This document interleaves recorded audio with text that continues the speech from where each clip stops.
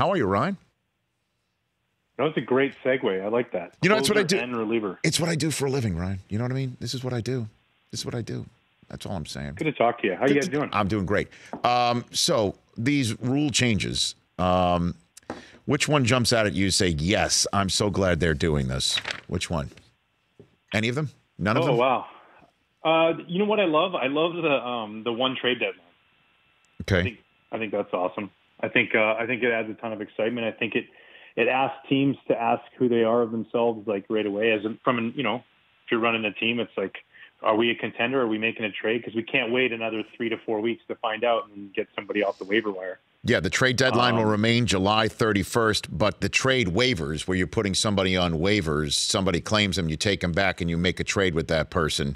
That's it. You put somebody on waivers now, they can just be claimed from now on. That's the rule. You like that one? Yeah.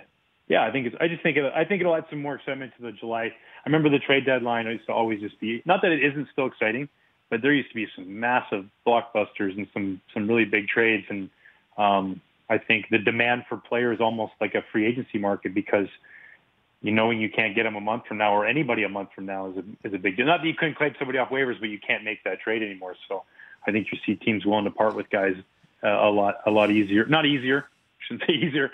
A lot more than they would likely if they were still maybe a game or two out of the wild card. It's like, wow, we could set our team up for the future by getting rid of a certain player for 4 prospects or a couple other ready players. So, yeah, it's exciting. I'm looking forward to that. Yeah, and then for 2020, this one is the one that's truly going to be the biggest change. Is there's a minimum number of batters a pitcher must face, a minimum of 3 batters, unless the fewer than that takes you to the end of an inning. How do you think that will change the way baseball is played, managed, executed, Ryan Dempster? I don't know if is it change or is it reacclimate to the way kind of used to be a little bit. That's what would happen. A guy would come in and face 3 hitters and then get out of it, and then next thing you know, there would be, now it's gone to a guy comes in the 7th, he faces a hitter. Another guy comes in after him, and another guy comes in after him, and the inning takes 30 minutes. Instead it's 1, 2, 3, and it takes 7 minutes, and you're on to the next guy. Because you know what? That day he was on, and we're gonna see that happen. I think you're gonna see opportunities for guys that never got to face guys. I think pace of play will pick up. I think you'll see starting pitchers stay in the game a little bit longer, because if the situation is I got a really, really good Max Scherzer going right now, but it's the 8th inning in a 1-1 game, and I got Bryce Harper on deck. Cool. I'm just going to be careful with Bryce and have him pitch to the other guys because he's locked in against every righty today. I just think that'll happen a little bit more along the line, and I think it's a good thing. Yeah, I'm sure there's going to be some analytics person crunching the numbers saying somebody's much better facing three batters here and there, and it'll still be over analytics in a way, but I'm all for it. I don't mind pace of play. I don't mind it, but I do kind of mind, one guy comes in for one batter, pop up, then another guy comes in righty, lefty, righty, lefty. That's a little bit much. But other than that, I don't understand the although I'm not privy to the research, just the absolute fixation on time of games that seems to be going on right now. Will that, to hurry things up in between innings, that 25 fewer seconds in nationally televised games in between innings, 5 seconds in local games, it's all going to be now 2 minutes, uniform, period. 2 minutes in between innings, no matter it's on local or national TV. Is that an issue, Ryan?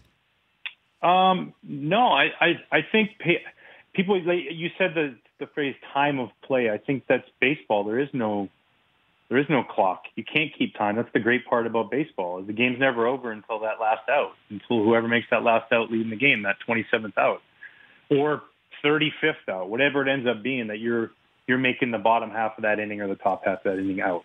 And I think it's pace of play is the issue. And I think it helps pace of play. I think there's nothing better than when a pitcher, I remember this, when you go out there and you warm up and you're ready to go, and then you have to wait to come back from commercial. Well, now all of a sudden you don't get back in that flow, and it's ball 1, it's ball 2, and then you're getting into your rhythm. Okay, here, instead of a flow to the game and a pace to the game. And I think that's what they're trying to do. And I think, a lot of these rules are meant to help with that. And I think they will help with that. I think, the pitching changes, sure, maybe it knocks a minute or two off, but it's more the idea of the pace. Like some days I could go through Barry Bonds, Lance Berkman, and Jim Edmonds, no problem. And some days I couldn't get through Nefi Perez, Craig Counsell, and, the third string catcher. I couldn't even remember his number. That's the reality. So I think pace of play will pick up because guys will have that opportunity to do that, face a few hitters, and the game will move, I think, a little bit smoother. Well, you know what would help the game move a little bit smoother or better or in a more fascinating fashion, if that's the concern, is a few more singles, doubles, and triples here.